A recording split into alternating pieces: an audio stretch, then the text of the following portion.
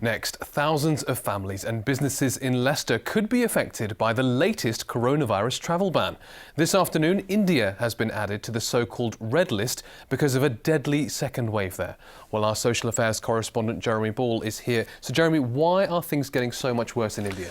Well, now, real worries about a new variant of COVID out in India. Over 100 cases of that have now been identified here in the UK, and the government reckons most of that is down to international travel, these cases being found at the border.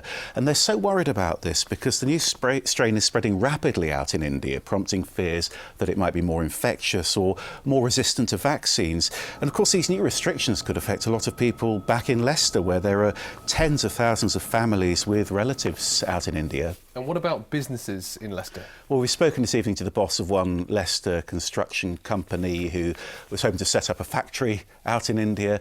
He's accepted that's going to have to be postponed now, but he does accept these restrictions are needed. Spare a thought too for travel agents like Nisha. Now, she's had worried customers calling her for days, people cancelling, people wanting refunds. And Nisha said that now she's not making any money. They're very worried. Like, some of them really want to travel because obviously they've got relatives who are quite ill in India.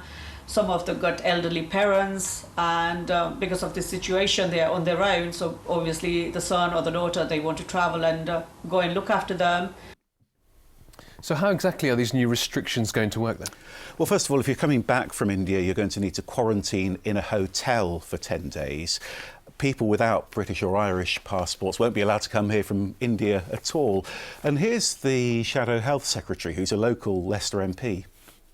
We welcome his announcement about adding India to the red list, although I hope there will be support and help in place for constituents like mine who are legally in India and will need to, will want to return.